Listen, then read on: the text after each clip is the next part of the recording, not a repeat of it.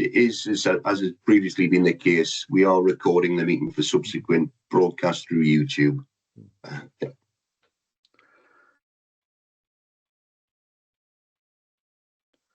So Luke started recording it now. Good. Okay, great, thanks. So membership and membership updates, the first item. Okay. No specific membership update really to say. We are still looking for sort of representatives across the forum from both maintained and academy representatives. I am going to be going up to speak to governors' meetings in the new year, both to pick up funding, but I am going to promote that as well. So essentially, we will, again, we're looking to strengthen membership again. But it is excellent to see the turnout today. Chair, there was an email come out from I think it was a teacher from Sacriston saying she's standing down. We had an email. Yes, I hadn't realised that had gone to the whole group. Graham, Sarah from Scrumiston, because of an increased teaching workload, had indicated that she felt the need to resign from forum. I have subsequently gone back to Sarah and indicated there is support available in terms of the supply cover.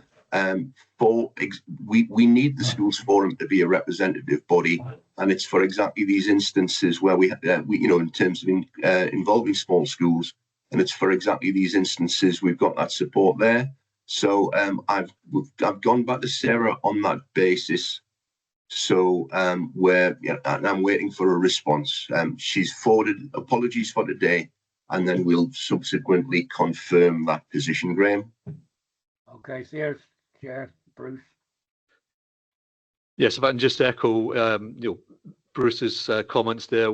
We are representative of the sector, and it's really important, given the number of small and rural first schools in the county, that we have proper representation, and we'll look to see if we can support to make sure that they are properly represented on the forum. Okay, if we move on to the next item, which is apologies for absence. Luke, have we got any apologies? I've had apologies from Victoria McLeod and Sarah Smith. Thanks, Luke. Okay, item 3, disclosures of interests, if any. Just a reminder that if there is any conflict of interest on any items, either declare it at the start of the meeting or in line with the item. Okay, moving on to minutes and matters arising. Obviously, you've had the minutes from the July meeting. Is there anything anyone would like to raise an issue with those, or can we agree that they're a true record and I can sign them? Mike, got your hand up? Yeah, thank you. It's just my apologies for missing off the minutes. Right. For the July meeting. If it's an AOB, I'd contacted Luke to say about the that end of term summer visit. It's appropriate to mention it now. It's very difficult for heads to get out in the last week of term to face-to-face in county. So just to consider the effectiveness, and it doesn't appear that any heads made that meeting on the minutes. That was all. Okay, thanks, Mike. So we'll amend the minutes with your apologies, and we'll note that point with attendance of heads for future meetings. Any further? Chair. To record. Thanks, Graham.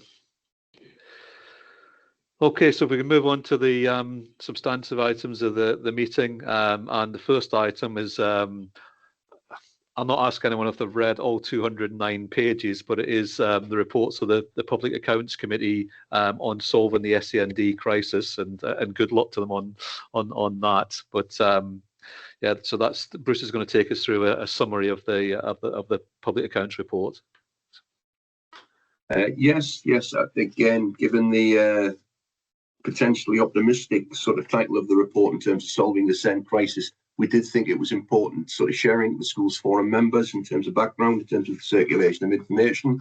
As Alan said, given the length and the depth of the report, I don't intend to go through it in detail. There's not really scope to do that in the scope of today's meeting, but I did think it was worth highlighting and recommending to those who may not have had a chance to see it yet in terms of the summary, which is really sort of, digestible, half a dozen pages, and highlights sort of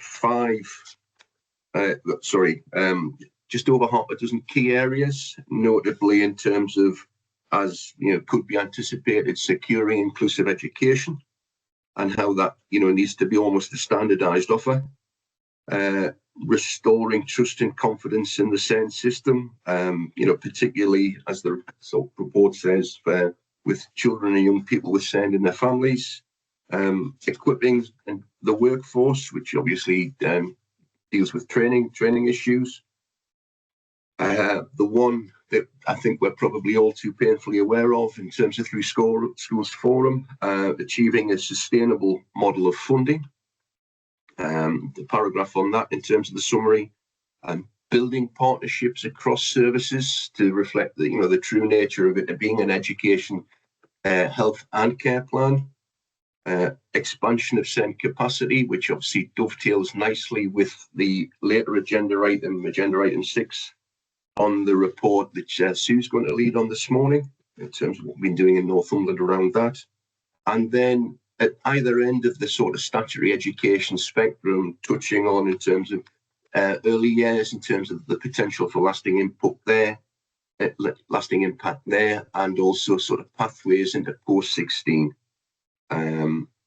Again, giving greater consideration, it's recommending to post-16 beyond that. Happy again to take any comments, but really I wasn't intending to take any, sort of dwell on the item any further this morning, rather than to simply bring it to members, members' attention. Sorry, is the word I'm looking for.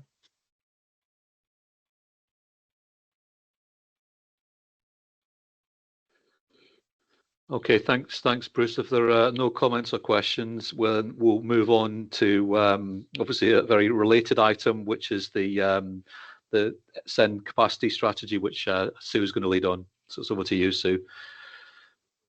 Lovely. Thanks. Good morning, everybody. Yeah, we thought this was probably a timely report to bring to Forum today on the back of the discussions that we had in July and the pressures that we are facing with our high needs block. And I'm afraid I'm probably coming here to tell you today those pressures are not going to disappear. We are predicting they will continue to grow as we move into the near future.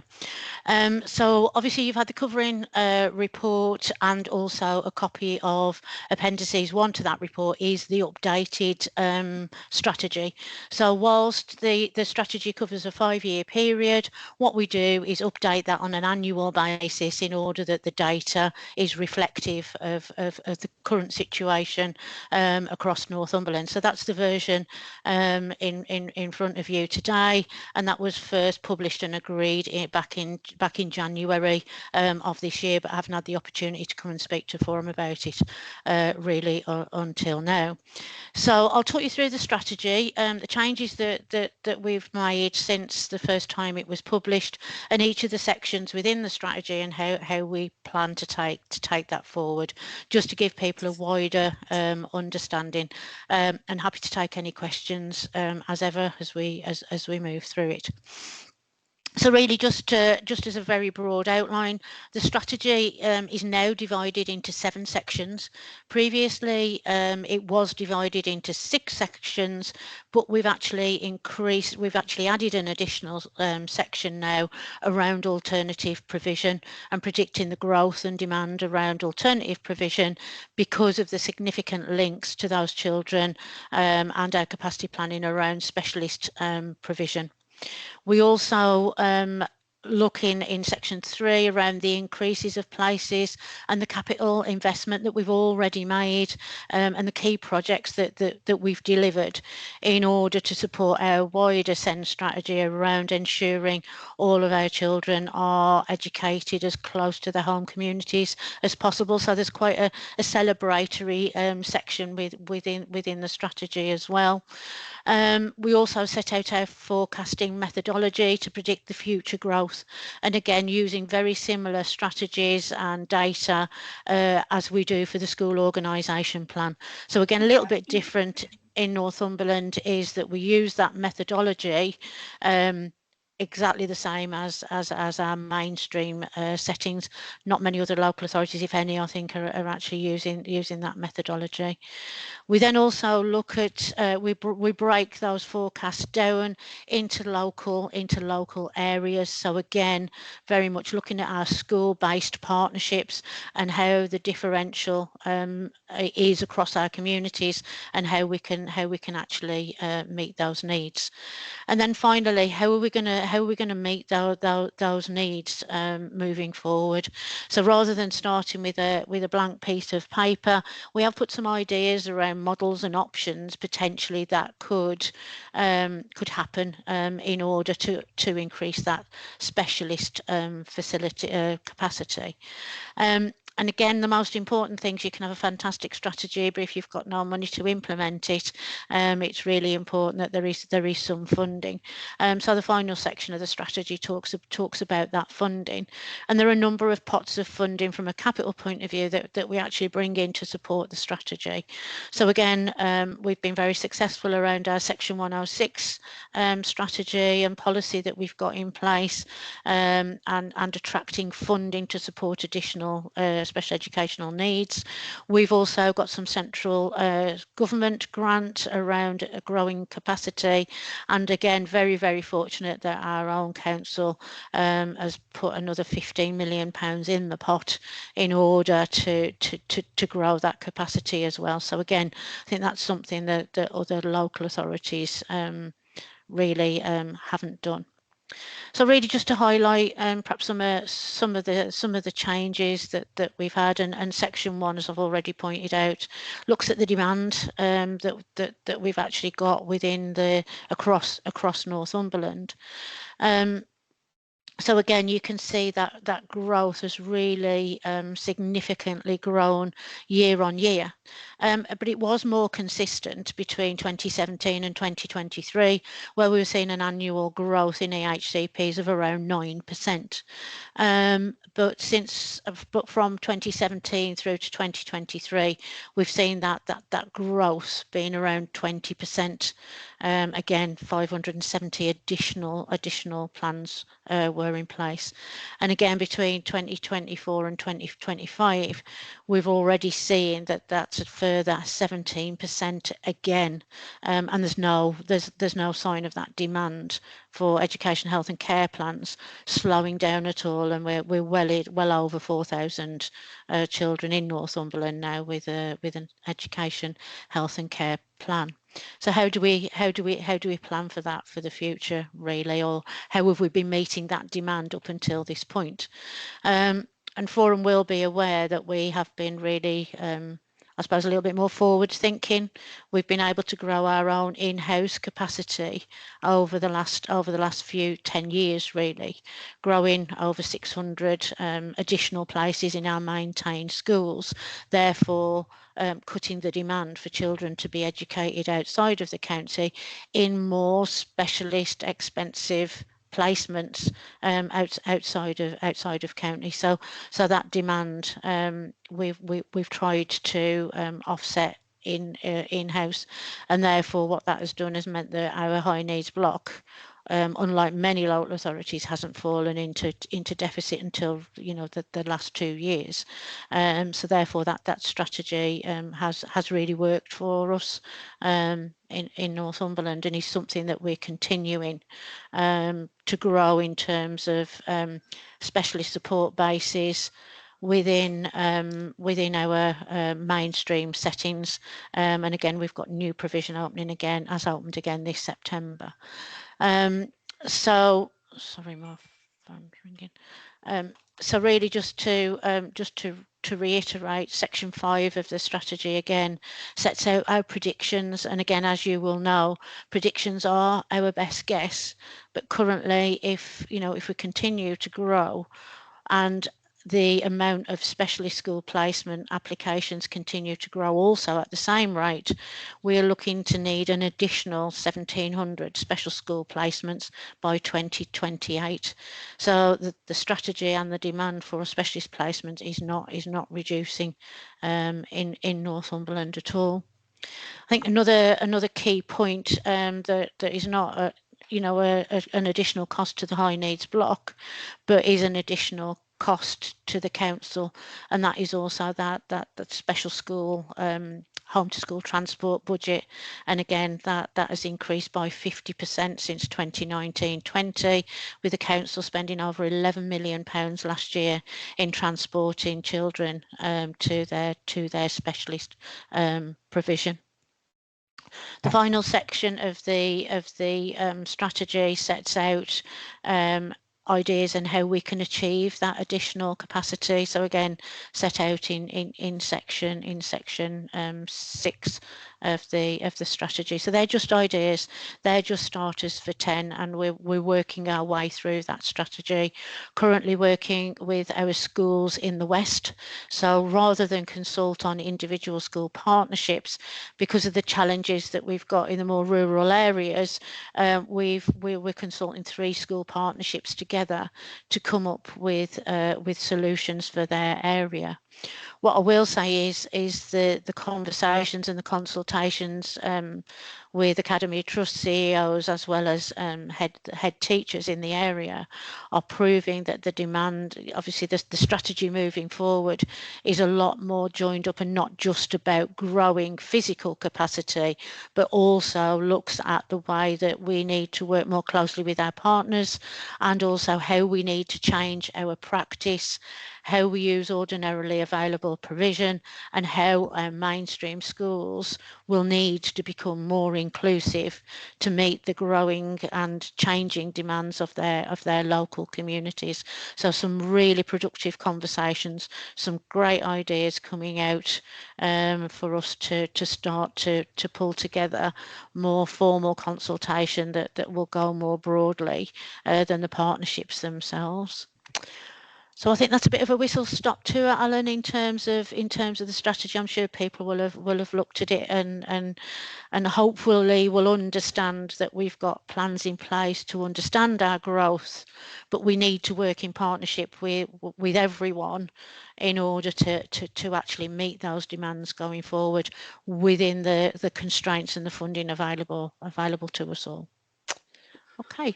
Thanks, Sue. I'd echo you. This has to be a sector-wide solution. It's not one body on its own. We all have to play a part in solving the problem. And I think I'm heartened by your feedback on the collaboration in the West.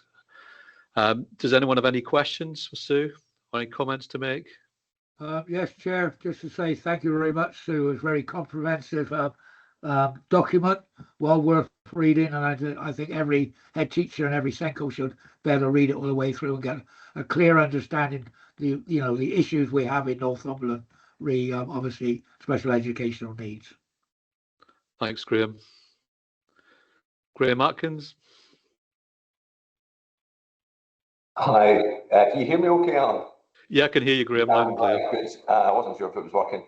Yeah, just to echo what was said, I've attended the first session for the West Northumberland Partnership, just to look at different players contributing to a kind of local solution, and it felt really healthy and a very sensible way forward. So really kind of echo the kind of appreciation of that.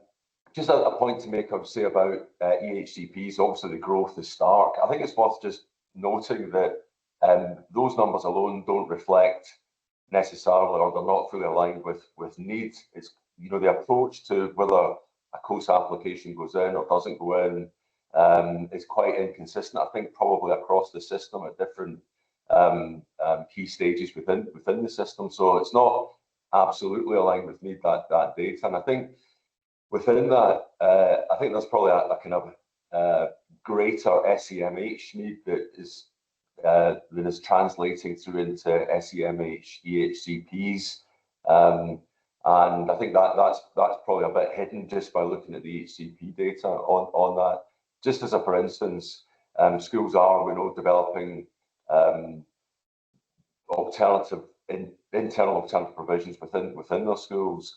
Ours, for example, we are having children there that perhaps otherwise would have had an EHCP application for SEMH, but we were finding the alternative provision is meeting that need, and therefore we're not having to pursue the COSA. But I think some SEND translates more straightforwardly into HCP, but I don't think SEMH necessarily does. And I think the need there is greater than just the EHCP data is reflecting.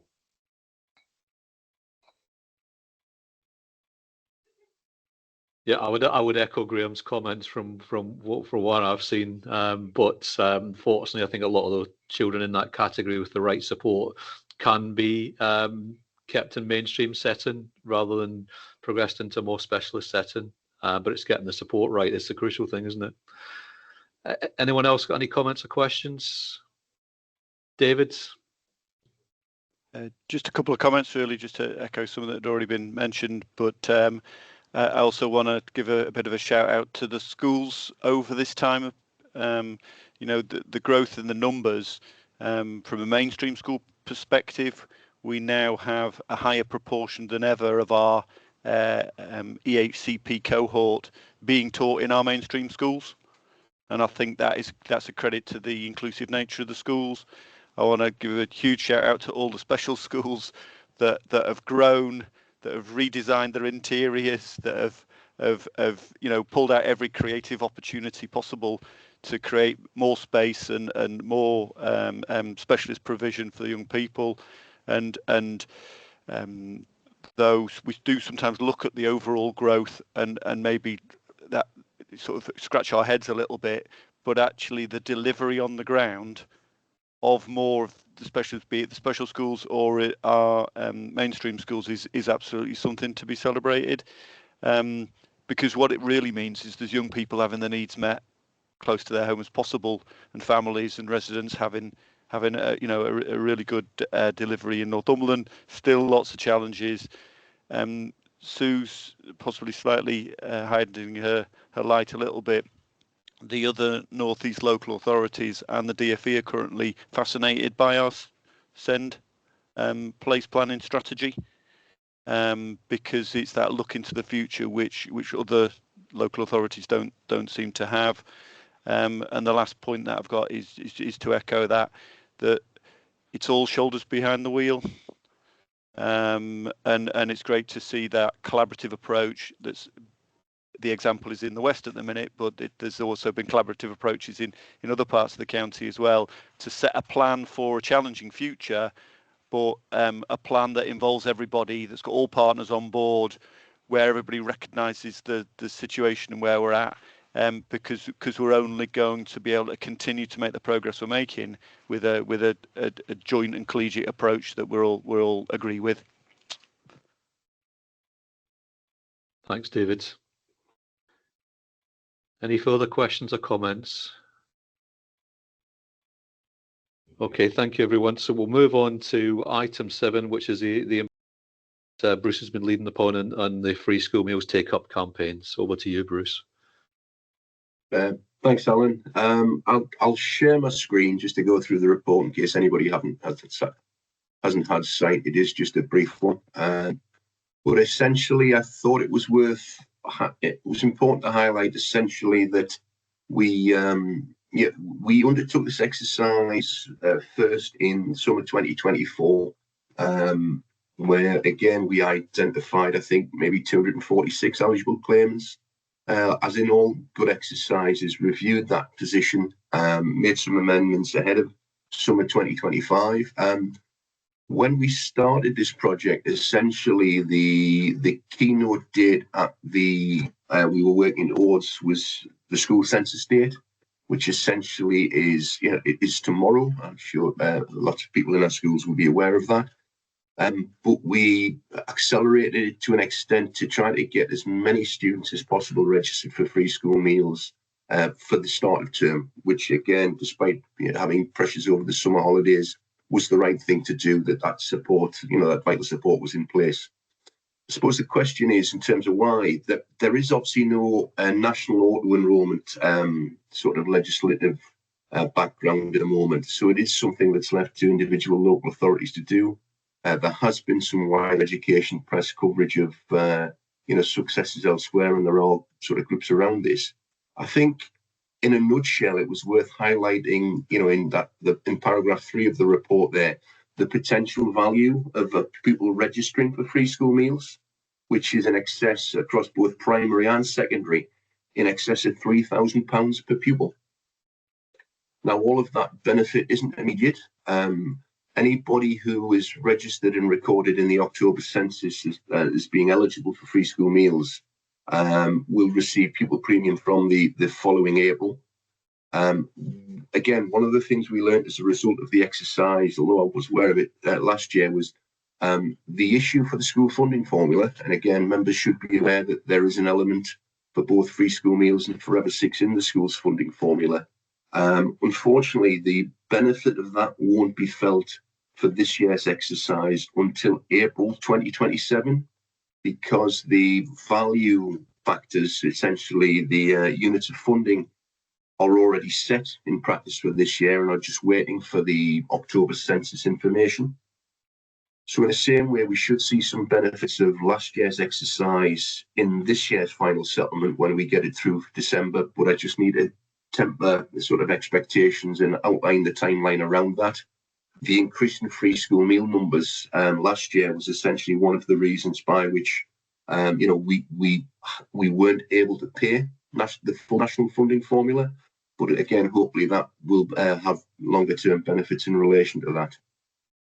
Anyway, just an outline of the exercise. It was very much a cross-council initiative, but for all the reasons I've just outlined, being led by education, but working with specialists from these, Communities Together Specialist Services team, and Amy Richardson was central to that. We had corporate finance involvement, both in terms of revenues and benefits, because their data was critical, but also internal audit for assurance. Similar assurance roles across sort of legal, information, governance, and wider public health.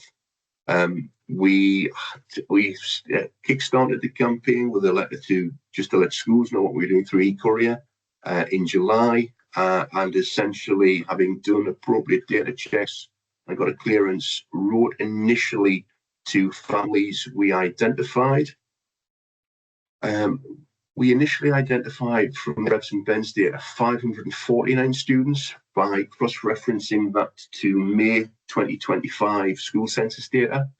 The sort of key gatekeeper for around this is the Department of Education eligibility checking system. So once we ran those numbers through the eligibility checking system, 380 were confirmed as eligible.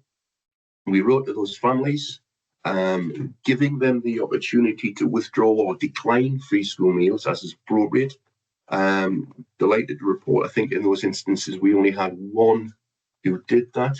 And it's probably worth highlighting as well, of the 169 students who weren't flagged as eligible through that first check, we have subsequently done checks and picked up maybe another 15, and we're working through that process now. One of the key factors in relation to that is often around some variability in parental earnings, which is why there is a sort of constant check through the system in relation to that. Worth highlighting, again, who's in terms of benefited. The majority of the students were primary age students, just over 3/4, but there are still 84 students in secondary.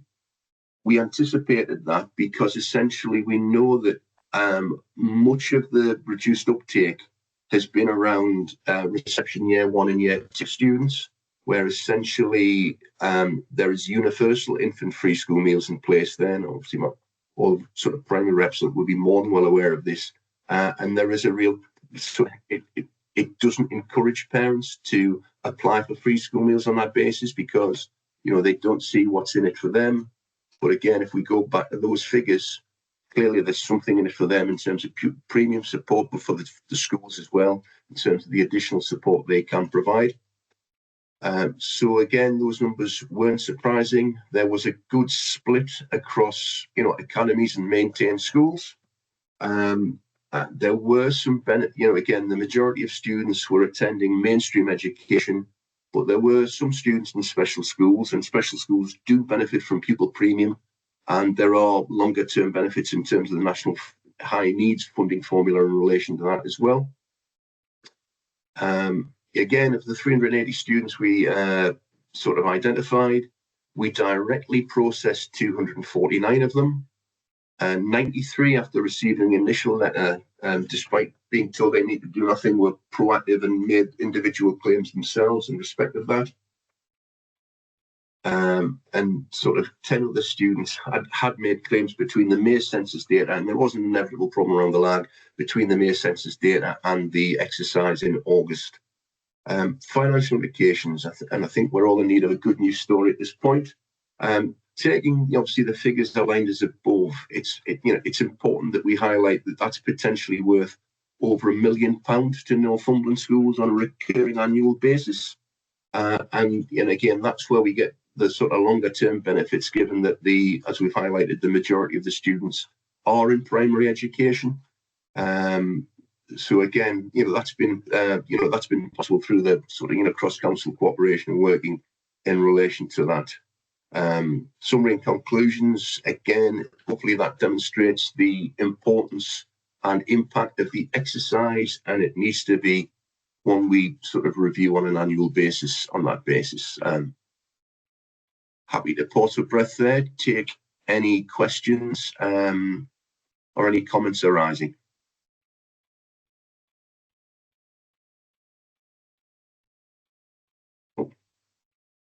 Apologies, put my own hand up. I wasn't trying to stimulate the audience at that point.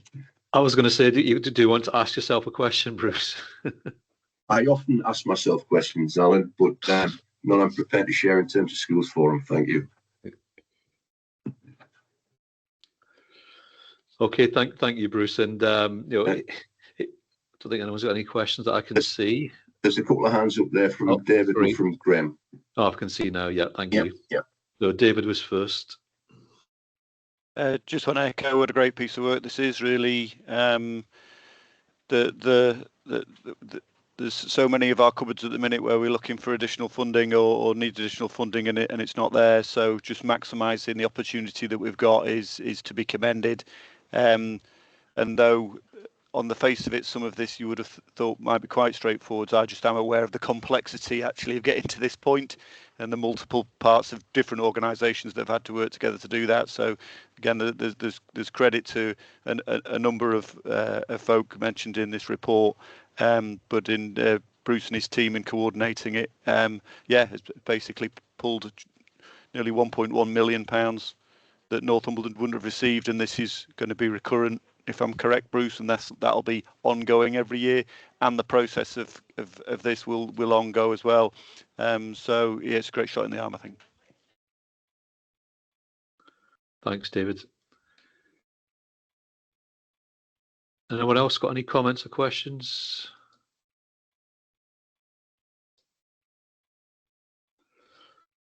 Okay, thanks. It is a really important piece of work, and it is my hope that in the future, when a government says it's going to tackle child poverty, actually auto-enroll in everyone would be such a good step forward on this, and would mean that we don't have to keep chasing for this. But I really, I echo your thanks, David, to Bruce for his work on this. Okay, if we move on to item 8, which is the national funding formula and school funding update, or possibly lack of update. So again, it's Bruce. Just conscious Joe's hand popped up, but it may have been an error just at the end of the last meeting. Was there any point you wanted to make, Joe? Just to say that in primary schools, we really strive to get our families signed up to free school meals, and we have lots of different strategies in place to do it. And actually, one of the biggest draws, if you like, particularly for those early years parents and the Key Stage 1 parents who are getting those universal free school meals, is the allocation of the holiday vouchers. And I just wondered if kind of what Northumberland's plan was around that. Will that be something that continues to happen? Because obviously there's the Holiday Active Fund now, which is fantastic, and the kids can get out and about and they get a meal provided for them with that.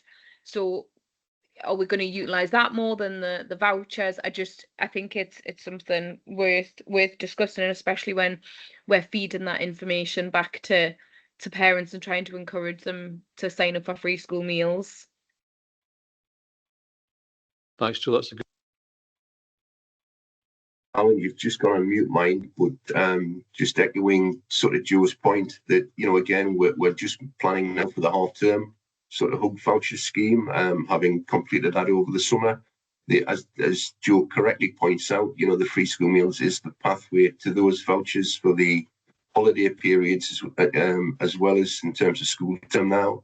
And again, that will continue as long as there's a funding stream there, available to support it. That's the concern in relation to that one. The renewals tend to be year on year at this point. Thanks, Bruce. Any further comments or questions? Okay, I can't see any more hands up, so I think we can move on to item 8, Bruce. Okay, and again, as sort of Alan's alluded, that we always will to this meeting bring a national funding formula and school funding update. Essentially, and I apologise, I've taken 2 pages to say not very much at this point, but I think it's important that members are aware, our school forum aware, that actually isn't any information available from the DFE at this point. Historically, we've had information published over the summer and indicative, and that was the painful experience of last year, only indicative national funding formula figures available by this point, but that's no longer the case. We have had, the only new information we have had is essentially about the rolling in of some of the additional specific grants in place during the current year, in terms of around the Core Schools Budget Grant, Budget Support Grant, and including the national insurance contributions element in terms of that increase there. They're going to be rolled into the sort of formula factors and will make a sort of impact around that. So the cautionary tale around that one is, of course, when I bring a paper to you in January outlining new funding formula factors and the sort of potentials and the settlement for 26-27, bear in mind though that some of the formula factors will have appeared to have increased significantly. It's not a like-for-like comparison. It's because a part of that will at least be because some of these elements have been rolled in. So that's just something we need to be aware of. In terms of, I've obviously published, and I've obviously continued to share my screen, for which I apologise. I've obviously sort of published the information at the back of the report has been shared by the DFE at this point, but essentially that's a lot of that is in relation to old, in terms of repeative in terms of practice from previous years. But again, it may be helpful for members to be reminded of the key elements within the formula, which is in the sort of on page 18 of the agenda pack, reflecting both, the bums on seats nature of education, where so much is driven by the number of pupils attending the school, so that can vary in relation to so your funding will vary in direct line with pupil numbers, plus also those deprivation elements given the free school meals report we've taken previously. I don't intend to see anything more at this point. Obviously, there will be more informative updates which will come to the next 2 meetings, including more fun information to the next meeting in November, including, as we did in 2024, disapplication requests where we are looking to disapply the school funding regulations, for excellent cases in all cases where we're dealing with school reorganisations and the such like. But that's essentially where we are at the current time in relation to schools funding. Thanks, Bruce. Any questions or comments on that report?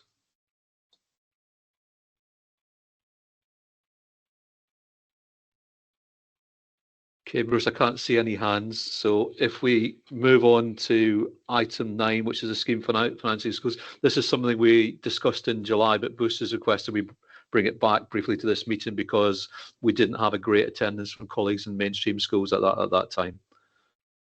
Yes, everybody in terms of should be familiar with the scheme for financing maintained schools. We bring it in advance of the academic year in every year. We did go up to consultation with schools in June and July in relation to this, but we had no sort of specific written representations. There has been very little change since last year. See, we've updated it, the rear appendices for the schools which have academised between, this period and the previous period. There was a very minor update in relation to specifically some of the capital financing items. It was around leases and the impact of the financial FRS 16, International Financial Reporting Standard 16, IFRS 16, to give it its full grand title, how they were, and again, how specifically, DFE on behalf of schools is very risk averse in relation to leasing, and essentially it's confirming the position that all leases require Secretary of State's consent, or blanket consent is provided to the most common leasing activities, which is set out in the link that was provided in the July report.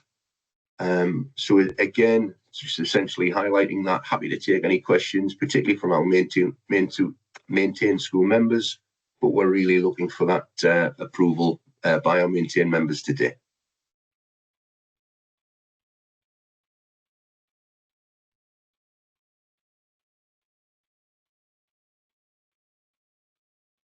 In the absence of any questions, are there any objections from maintain school members to the scheme as it's laid out in the in the paper circulated?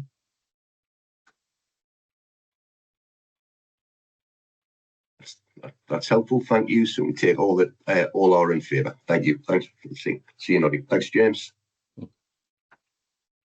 Thank you, Bruce. Chair. That's all we need in respect of that one. Great, thank you. So item 10 is the work programme and meeting dates for the rest of the year. We haven't got any high needs dates on there at the moment because we've had to make a couple of changes in relation to the government changing the deadline. So we've pinched the high needs meeting, haven't we, for the next schools forum meeting on the 12th of November. Yes, that's correct. That's the next meeting. Simply determined by the deadline for the application request being the 17th of November. Yeah, so I think we will have to, to look at the high needs day because obviously we've got an SEN update at the next meeting, but it might well require some further discussion amongst colleagues. So I think probably we'll liaise with Graham on the need for high needs meetings and slot them in when we can. I'm just also conscious of Mike's the point Mike made earlier in relation to the timing of the face-to-face meeting being the very last week of the school term. That's something we'll certainly have a look at, and whether we can do anything for 2026, we'll need to see. But that's again that those comments are helpful, and we'll if it's possible to do that slightly earlier, looking at papers and programs. We'll see what we can do around that, because I think generally speaking, members have appreciated that opportunity to get together on a face-to-face basis at least once a year. Yeah. Or whether possibly we'll look at making the first meeting of the year a face-to-face meeting. I think maybe we'll take some feedback from colleagues, Bruce, on what time of year would be best for a face-to-face meeting, and perhaps look to organise it around that. Yeah. Happy to take comments from members in relation to that. Okay, thank you. So we move on to item 11. Any other business? I have got one item that's been raised, and it's in relation to David's presentation to the secondary heads last week. So I think David's going to give us a verbal update on that. So it's over to you, David. Thanks, Alan. Just wanted to share with Forum a call for engagement, actually, not just from Forum members, which we always have, but also for each of the sectors that you sort of represent on this committee. You'll remember a year ago we looked collectively at the looming high needs block deficit, and looked at a number of practices that we might be able to implement to try to not make any cuts. We're not talking about any cuts here, but to try to manage the growth as we were already sort of at capacity from a high needs block perspective. There were a number of workshops in a number of geographical areas, lots of great discussion, real commitment across all sectors, which was impressive. We had a number of I'm not necessarily recommendations, but a number of actions that could have been taken at that point, of which a small number were adopted, but not a huge number.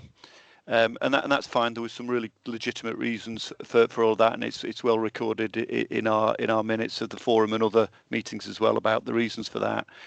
But then to roll forwards a little bit, just on the 16th of July, the forum had a briefing paper delivered by Callum Street at Corporate Finance, which again was a very accurate and fine-tooth comb look through all of the designated school grants, but in particular that focus on high needs block, and the predictions for deficit growth, which is common across the whole of the country. We know we're not alone. In fact, if anything, we're actually on the trailing edge really of deficits from a high needs block perspective.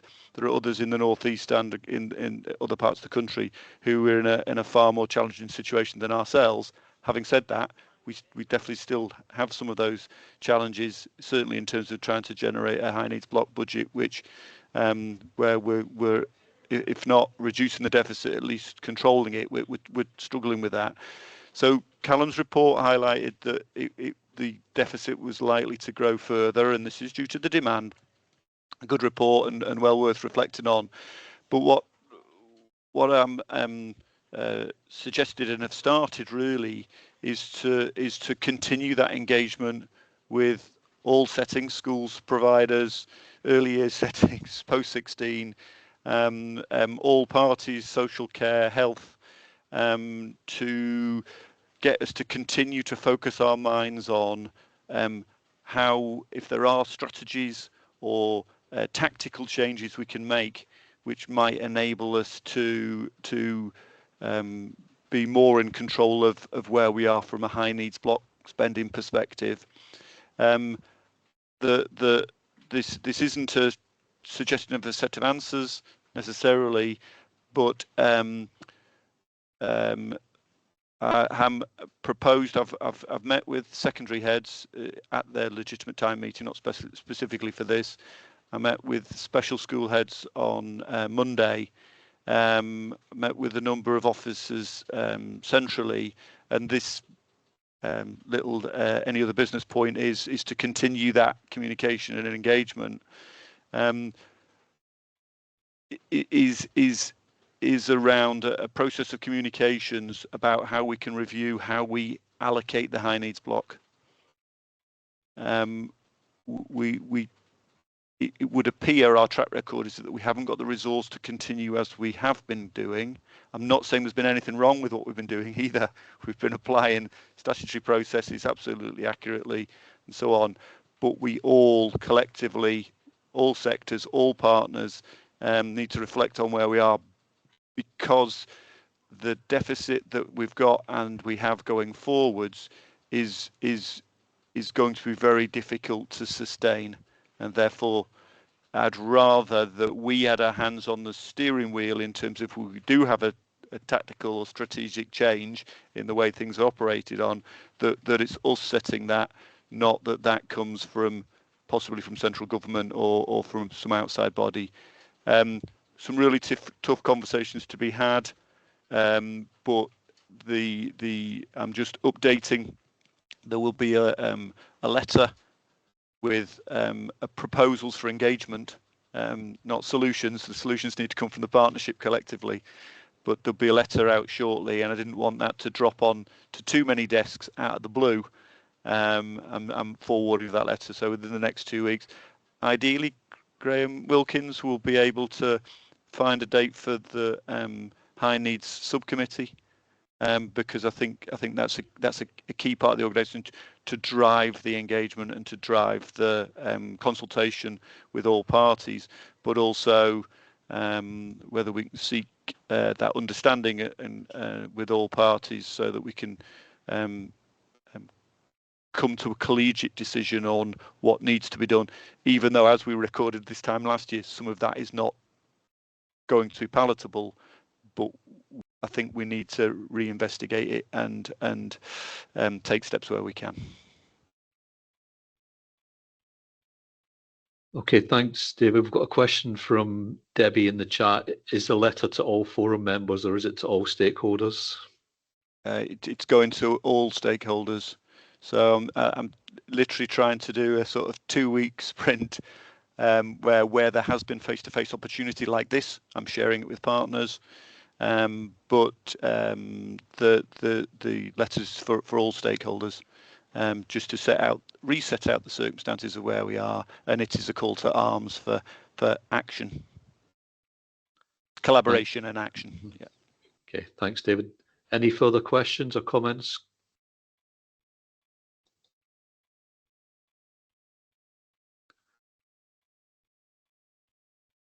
Okay, thanks, David. Okay. Hand up from Audrey, I think. Oh, sorry, Alan. I can't see everyone on the screen at the same time, so I have to keep flicking through. Yeah, so Audrey. And Debbie still as well. Sorry, Debbie's still got a question. Ahead of me, so Debbie, you go first. Thank you. Sorry, just to come back to the stakeholders thing and just to clarify, is that PVI stakeholders as well, David?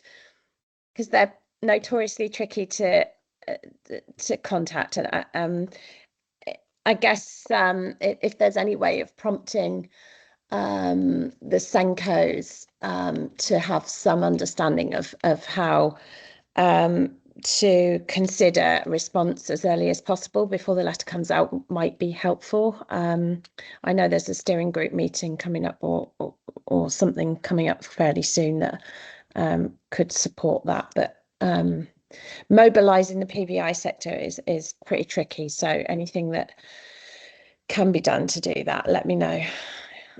Yes, certainly, Debbie. The sort of the weekly briefings for early years, the Facebook page, the early years briefings that occur online, we'll be getting the message to all of those places.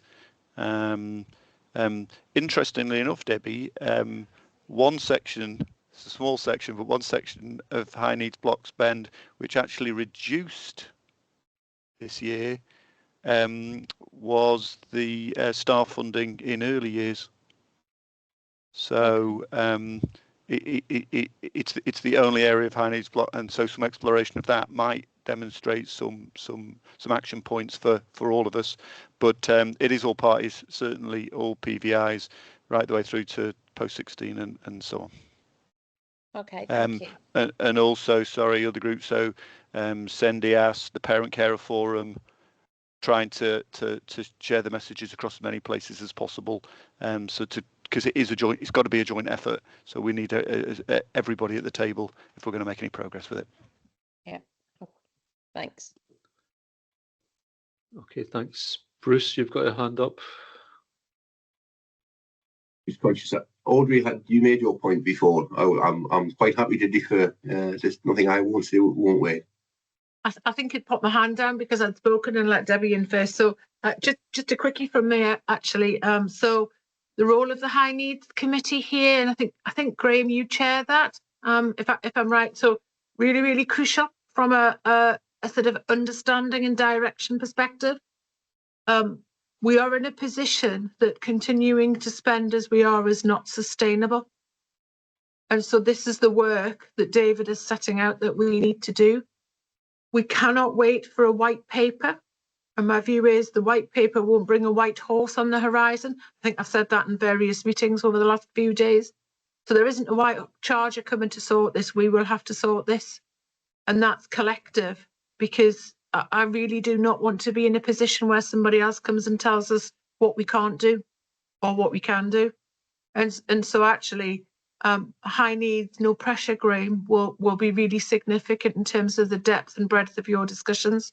But David's right. We talk to everybody in the sector and engage with everybody and see where we get to. But hopefully we'll be able to come back by next schools forum and at least start to say what we've started to discuss, what we've potentially got proposals for change. And I'd expect that to come back here as well. And the last thing I would just say, just whilst I've got the microphone rather than the floor, is with the minutes, I would propose that we send out our latest SEND strategy, which was just signed off at the SEND board last Friday. So the new 4-year, 5-year strategy was agreed on Friday. Clearly there are, there are not financial specific actions. That's the role of Schools Forum. But going forward, there is an expectation post-white paper and a DFE approach that we will look at our SEND strategy more broadly as an area partnership. So that remember includes all of our health partners as well. That's a significant area partnership and includes all of our school settings, etc. in there. But actually the DFE will expect also to monitor the DSG and high needs budget alongside the quality improvement plan that we set out as a local authority or as an area partnership. So we've got a bit of a two-pronged approach that will be done to us, and the expectation rather is very clear from a DFE perspective. So this is us getting ahead of where we will be told we have to operate. So we may as well get our ducks in a row, get ourselves lined up, have those discussions, as difficult and challenging as they're going to be. But we do need to start those. So I just wanted to, I guess, reinforce and be clear about why we're doing that. So thank you for that, Chair. Thanks, Audrey. Graham? Yes, thank you, Chair. I agree quite what Audrey is saying. Yes, we need to get action done, because looking at what's the timetable for this white paper, what I saw on the press the other day, it will not be done until the deputy leader of the Labour Party has been elected. That's after the 25th of October. And then it may come out in November, but it may come out into 2026. We cannot wait that long for that white paper to come out there. So I think we need to get, the question I was going to ask David, I take it I'm going to get a letter, the same letter's going out. And then obviously, are you going to send that out to my trust, Bishop Buick Trust? Right, because obviously for Nicola Taylor to obviously round up the SENCO so they can get involved, because obviously I'll be speaking to my SENCO at my school, but obviously I need to obviously speak to the other SENCO and all the other schools within the trust within Northumberland. Yeah, so I agree. Yeah, Bruce, I'll get back to you with some Wednesday dates, right, as soon as possible in my diary for obviously November, beginning of December and things like that, if that's going to be helpful. Or any Appreciate other that. day you want. Yeah. Appreciate that. Thanks, Graham. And obviously, we'll extend that do that as soon invitation. as possible. Yeah. Just give you 3 or 4 dates, put them in the diary, keep free for high needs, and that's it. Below to anybody else that wants to be on those days. Okay, so we'll note that as an action. David, would you like to respond to Graham's question about the letter? Yeah, it'll be going to all parties that have mailing lists for, but the default position for all communication, really, from an education perspective, is the Northumberland Education website and the Courier, which is searchable for past posts. So any school, any setting can access the Courier, and therefore that's the depository for all information as a fallback if direct communications don't make it into every mailbox. Okay, thanks, Thank David. you for that, David. Yeah, very good. Yeah. Bruce? Just to reassure members, I think all schools receive an individual copy of the Courier to their mailbox. It may be the default admin one, but that is widely available. Just also, more importantly, to reinforce what Graham, David, and Audrey were saying, I think it's important to provide some specific context to this. Again, we know that the projected overspend is £20 million in terms of high needs at March 2026. That then constitute, and again, although it may be off balance sheet, it's got to be paid for, and it is being paid for. That constitutes at that point 30% of the council's usable reserves, and that would disappear within 2 years. The Northumberland, cross-council reserve, not just education, that's been built over hundreds of years. So again, it's important that we just put that into, a very specific financial context around that. Thanks, Bruce. Audrey, would you like to respond? Yeah, actually, it just reminded me, Bruce, so it's probably worth saying our current overspend costs the council money every single year. So that the current overdraft, if you like, of our 20 million overspend actually costs revenue to NCC every year. So just that's a second reason, apart from the fact that this is a central fund that is monitored from a DFE perspective. We only have the statutory override, I think, for 2 more years, Bruce? Yeah. Yeah, 2 more years. And I'm not sure that'll be a detailed line, Graham. I'm with you around the white paper. I don't think we could see in this side of Christmas, is my view. And I don't have any inside info. It just feels like that at the moment, that it's slightly moving. Yeah. I don't think there'll be any surprises in terms of it, but I'm pretty certain there won't be more money in there. So hence the action that we need to take, and that statutory override is looming, which could crystallise that debt, as Bruce said. But actually, it currently costs us real time, and I'm saying us as in NCC, real time cash with that overspend every year. So doing nothing isn't an option. Sorry, Bruce. No, my apologies, Audrey, but just to put a figure for that, a very simplistic figure, if we were to take that £20 million and invest it, in markets which should achieve 4% at the moment, that's £800,000 in revenue that's essentially lost to the council, annually. Can I just come back in? Obviously, read Yes, come back in, Graham. The election of the deputy leader of the Labour Party is said very clearly somewhere I read that whoever gets a place will not be a ministerial post. So if the present Secretary of State for Education, Bridget Phillipson, gets the post, then obviously it may be a change of Minister of Education. Right? So I don't know. That's what I've been reading in the press from the Labour Party and around the Labour group. So it'd be interesting to see who on the 25th of October who gets the post, and then if the present incumbent will have to stand down or get no longer in the cabinet as Education Secretary.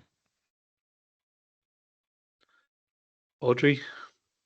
Yeah, so I suppose our role is apolitical, and we'll have to wait and see what happens, what it looks like. I think you're right to point it out, Graham.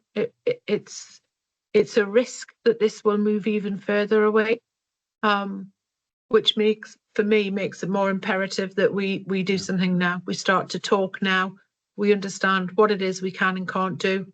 I've got no doubt there'll be lots we won't want to do, but I'll just go back to, we cannot continue at this rate of spend. It's just not possible.